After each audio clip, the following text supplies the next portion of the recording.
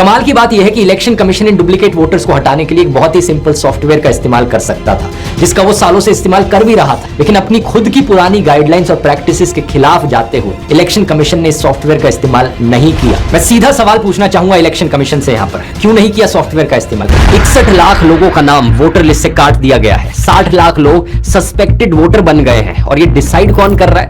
कोई जज नहीं, कोई ऑफिसर नहीं, बल्कि एक सॉफ्टवेयर। सही सुना आपने दोस्तों, एक ऐसा सॉफ्टवेयर जिसे डिप्लॉय करने से पहले टेस्ट तक नहीं। इतनी जल्दी ये गिरगिट अपना रंग नहीं बदलता जितनी जल्दी ये भाई बदलता है, वो भी किनके लिए? इनके लिए जो एक समुदाय को खुश करने के लिए किसी भी हद तक जा रहे हैं। দুনিয়ায় নবী এলো মা আমিনার ঘরে, কাঁদিলে হাজার মানি খাসিলে মুক্তা ঝরে। ও দয়াল মুর্শিদ যার সখা তার কিসের ভাবনা, মুর্শিদ যার সখা তার কিসের ভাবনা, আমার হৃদয় মাঝে কাবা নয়নে মদিনা। अगर आपको ऐसा लग रहा है कि ये ज्यादा हो गया तो ये गलतफहमी आपकी मैं दूर कर देता हूँ। ये तो कुछ भी नहीं है। इनकी जो नेत्री है ना, जिनके अंडर में ये काम करती है, वो तो इनसे भी कई कदम आगे इन सब मामलों में।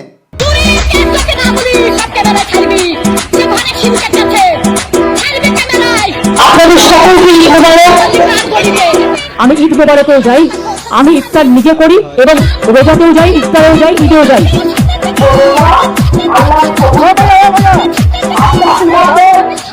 अब जब किसी एक दल के शीर्ष नेताओं को ये हाल होगा तो उनके पाले हुए चमचे, उनके पाले हुए पालतू, वो क्या करेंगे टीवी पे, सोशल मीडिया पे?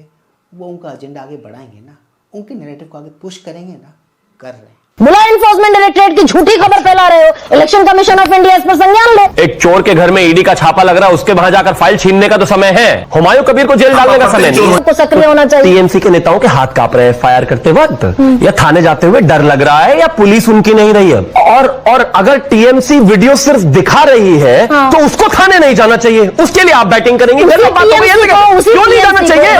बीजेपी का इस पर कोई बयान नहीं है कि 27 लाख लोगों के बगैर, 27 लाख वोटर्स के बगैर वेस्ट बंगाल का चुनाव लड़ा जा रहा है, which is unconstitutional, and BJP is silent. नहीं, आपको भी दिक्कत होनी चाहिए ना इस पर। तो मैं कह रहा हूँ अगर चुनाव अनकॉन्स्टिट्यूशनल है तो यहाँ टीवी स्क्रीन पे बकबक करने से ज्यादा अच्छा है कि जिस तरह ममता बनर्जी खुद गई थी अपना केस हियरिंग खुद करने के लिए, खुद बहस करने सुप्रीम कोर्ट में, जाके बोले कि केस अनकॉन्स्टिट्यूशनल आप काम कर रहे हैं। बीजेपी को इसमें तो इस मामले में बहस दिखता है क्या डॉक्टर अजय? तो इस मामले में एक मिनट 14 लाख लोग बगैर किसी पता के इम्पोर्टेंट हो गए, बीजेपी को इसमें कुछ अनकॉन्स्टिट्यूशनल नहीं दिखता। हमारा एक लाइन का बात है, मुझे नहीं पता जो 27 लाख इंक्लूड हुआ है वो मेरे वोटर हैं या तृणमूल के वोटर हैं, लेकिन टीएमसी को पता है कि ये उनके वोटर हैं। यही मेरे और टीएमसी में अंतर है। ये आपको भी जानते हैं लेकिन आपको भी दिख नहीं रहा। अपने डिबेट में एग्जैक्टली ये क्या कर रही थी, ये तो इनकी बातों को सुनकर आपको पता चल ही गया होगा, आपको अंदाजा लग ही गया होगा कि ये एग्जैक्टली क्या कर रही थी। ये कुछ और नहीं, अपने फेवरेट दल के लिए माहौल सेट करने की कोशिश कर रही थी, चुनावी माहौल। Please like, share, subscribe and high पर यूट्यूब चैनल, ताकि हम ऐसे कंटेंट्स बनाते रहें और हमारा ये कंटेंट ज़्यादा से ज़्यादा लोगों तक पहुँचे। तो दोस्तों, ज़्यादा वक्त न गवाते हुए let's go back to the topic then. Bengal election इन दिनों बहुत ही रोमांचक मोड़ पे पहुँच गया है। सारे के सारे शीर्ष नेता, चमचे, दरबारी अलग अलग भाषणों में, अलग अलग मंचों पे, डिबेट शोज़ पे, टीवी शोज़ पे, टीवी की दुनिया में अपना काम करने में लग गए। कौन सा काम? अपने फेवरेट दल के पक्ष में माहौल बनाने का काम। वो अलग बात है, ना तो ग्राउंड पे मामला उनके फेवर में जाता हुआ दिख रहा है और ना ही डिबेट शोज में। भाजपा का जो कारसाजी, ये देखिए सामने, आपके सामने बैठा है टीवी चैनल में, एक चैनल का संचालक था और आज भाजपा का प्रवक्ता हो गया। मैं सोच रहा हूँ रूबिका मैडम कब ना भाजपा का प्रवक्ता बन जाए। आते ही पहले आपने क्या कहा कि एक यहाँ पर प्रवक्ता बैठा है जो कभी एंकर हुआ करता था, और उसके बाद आप सीधा मेरी तरफ आए। ये सागरिका घोष क्या करती थी? कौन है सागरिका घोष? हाँ, ये कुणाल घोष कौन है? शर्म नहीं आती है आपको? यहाँ बैठकर मेरे साथ बदतमीजी कर रहे हैं। खुद के गिरेबान में झांक कर देखा है?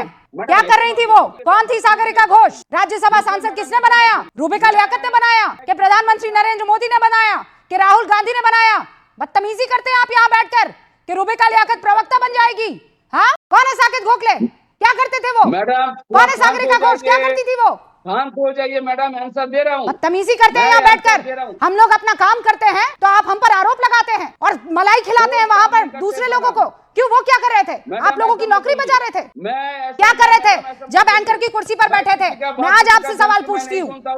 मैं धमकाने का बात मैंने कोई ऐसा आपसे सवाल नहीं पूछा कि आपको लगे मैं बिलो द बेल्ट हिट कर रही हूँ। सिंपल सवाल करती हूँ और बदतमीजी पर उतर आते हैं, पर्सनल आक्षेप लगाने लगते हैं। ये आपका नया काम शुरू हो गया है। बताइए मुझे, कौन है सागरिका घोष? कौन है गोखले? बताइए मुझे अभी। टीएमसी ने क्यों चुना उनको? Tell me right now, tell me right now, who is she? Who was she? Who was she? Who was she? Madam, कौन थी मैं वो? किसी का बात नहीं कौन सुनता थी मैडम। वो और क्यों ऐसा चुना बोल के बात टीएमसी ने कीजिए। उनको? इस क्लिप में रूपी का सुना तो टीएमसी के बादल देवनाथ को रही थी, बट बादल देवनाथ के बहाने वो हर उस शख्स को निशाना बना रही थी, गरिमा टाइप हर उस इंसान को इनफैक्ट कटघरे में खड़ा कर रही थी जो इस वक्त टीएमसी की ममता बनर्जी की बैटिंग करने में लगे हुए। खैर, टीएमसी वालों में इस चुनाव को लेकर कितना फ्रस्ट्रेशन है, कितनी कुंठा है, उस कुंठा का सैंपल हमने कुछ महीनों पहले भी देखा था। If you remember this particular clip. ठुल्लू पकड़े गए, क्या ये पकड़े गए? ये क्या बदतमीजी? ठुल्लू पकड़े गए, क्या ये पकड़े क्या गए? ठुल्लू? ये क्या ठुल्लू बदतमीजी पकड़े है? गए, बाबा जी का ठुल्लू पकड़े गए। समझ रहे हो? समझ रहे हो आप? क्या ये क्या पकड़े गए? बदतमीजी है? नहीं, ये आप क्या बदतमीजी बोल रही कर है? गजब बेइज्जती। क्या पकड़े गए? is this? क्या पकड़े गए? ठीक है, निकलिए बाबा यहाँ जी से। का ठुल्लू Get out! पकड़ लिया आपने, क्या Get पकड़ out, लिया आपने? तौसीफ, get out हाँ, of my आपने क्या show. पकड़ लिया बाबा जी? Get out of my show, बदतमीज आदमी। तो देख लिया आप सबने, ये क्लिप कुछ महीनों पुराना है और इनकी फ्रस्ट्रेशन हमें तब से ही दिखने लगी थी। और अगर आप नोटिस करोगे तो इनकी जो तिलमिलाहट है ना, ये इन दिनों चरम पर है, पीक पर है। क्यों? क्योंकि कुछ दिनों में चुनाव जो होने हैं। ट्रस्ट में दोस्तों, टीएमसी वालों को आज से पहले कभी इतना विचलित देखा नहीं, कभी इतना घबराया हुआ, डरा हुआ देखा नहीं। मुझे ऐसा लगता है वो डरे हुए हैं ये सोच कर कि अगर वो लोग चुनाव हार गए तो मोदी जी ने ये जो बात कही थी ना, कहीं ये सच ना हो जाए। जिन्होंने बंगाल को लूटा है सबका हिसाब होगा।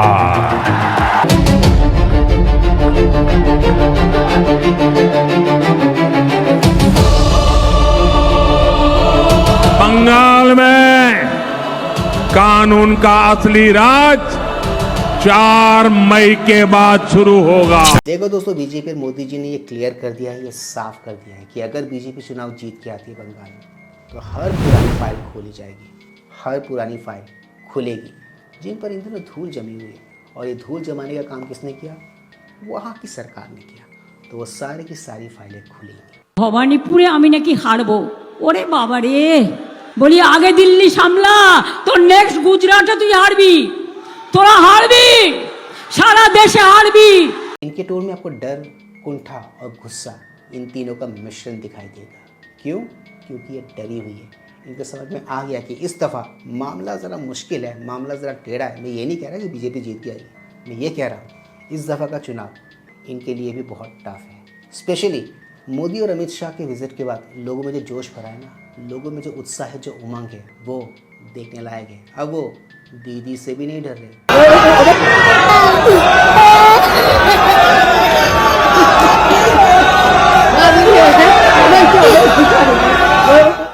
अभी जो कुछ भी आपने देखा ऐसा बहुत रेयरली होता है दीदी के साथ, क्योंकि बंगाल में टीएमसी का खौफ इतना है लोगों के अंदर में कि लोग चू तक नहीं करते। और यहाँ पर तो इनके रैली में ही जय श्री राम के नारे गूंज रहे हैं। ये जो इंटायर इंसिडेंट अभी आपने देखा, ये एक बात तो तय करता है कि हवा का रुख धीरे धीरे ही सही बदल तो रहा है बंगाल। तो दोस्तों, आज की इस मजेदार वीडियो में सिर्फ इतना ही। मैं मिलूंगा आप सबके साथ अपने अगले वीडियो में। Anyways, do not forget to like, share, subscribe YouTube channel. इससे हमें शक्ति मिलती है, इससे हमें ताकत मिलती है और इससे हमें मोटिवेशन मिलती है। कीप स्माइलिंग दोस्तों।